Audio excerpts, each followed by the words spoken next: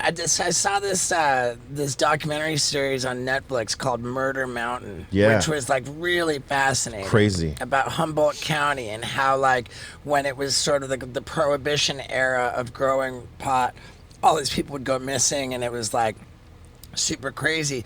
But the way that that series played out, they almost made it sound like the marijuana industry was way better off before the legalization, because now like they tax Oh everybody, they yeah, fucking all this regulation. It's like yeah, impossible for these small farmers to make any money at it. Like, do you yeah. have an opinion about like the legalization? Yeah, I mean, that was something a lot of people worried about in when it first became legal, because there was a lot of stuff that people didn't understand in the legislation that would eventually affect small businesses, independents, mom and pop type of Right. companies that were trying to come up. But nobody saw that. Everybody, the folks that were deeply invested, they just saw legalization and they didn't give a fuck how it was going to affect the small Right. guys, right? But in any business, when you're trying to legalize it, you're going to get regulation and you're going to get taxes. And that is the bottom line on any business. So that's the sacrifice that we had to think about as people in the industry, that like, okay, if we're going to make this legit and make it legal, We have to scale we up, got to huh? scale up, and we got to abide by this. Now it's hard to adapt when obviously now you got all these regulations, you got to have these licenses and permits and all this, and that costs money. Right. That affects your bottom line, and then now you got to produce on top of that you got to make up for what you just invested in there, because if you don't got the capital, it's fucking tough to Right. to exist in that way. And I think the people that put the legislation together, they knew that, Yeah. and it's a lot of us that said it, that when it came, those of us that had a strong brand and a strong name in the industry, we wouldn't be affected the same way. Right. And in some places I got shit on because I was talking about, what, we should wait to legalize this shit here because the legislation ain't in the favor of the small business owner. It's going to Right. wash you guys out. There's going to be this big ass wave. Whoever survives the wave is going to do great business, and there'll be a strong brand, and they'll be able to survive in what's coming when the corporate money comes in.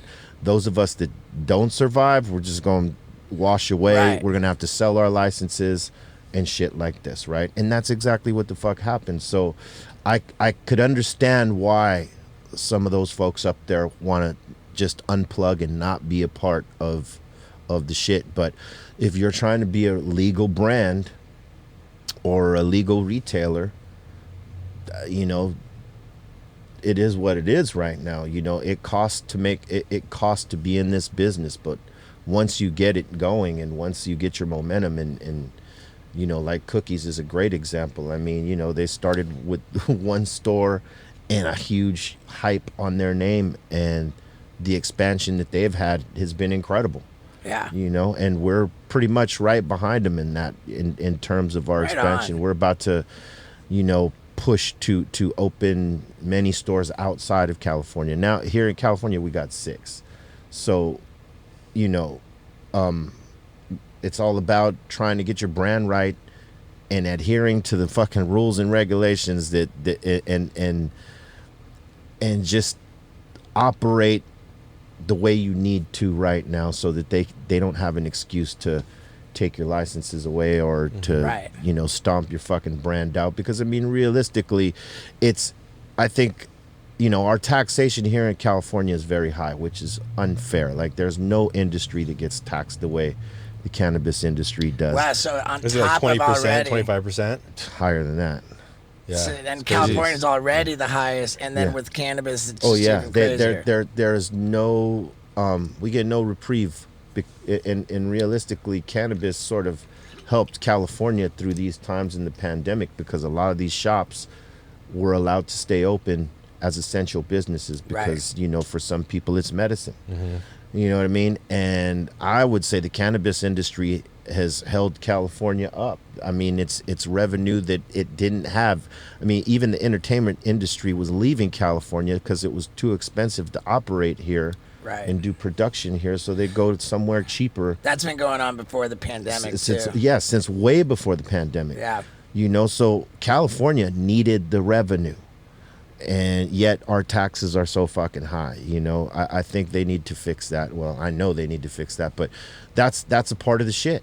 It's unfair to all of us. But imagine that, you know, people that have partners that are, let's just say, they're funded, that they have funds to make it through this wave. People that aren't funded, wiped.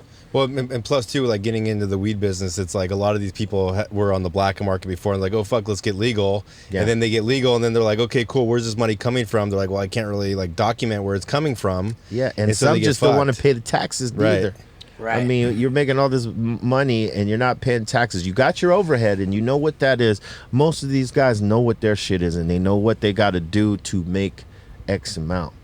But it feels good taking it all in and not having to give nobody nothing. Mm-hmm. But that's not the way. It's like, great, how are The you going game to is fund played. this? Well, I can dump like 500,000 and okay, cool, can you document where that came from? Where It's did like, that money no. come? Yeah. No. Because that's Okay, the well. other thing. Yeah. And at that, money ain't even taking your banks. You know, till it's federally legal across the board, banks aren't really going to take your cannabis money. Indian reservations will though, Yeah, right? 'Cause they're not- they will, but that's risky. Yeah.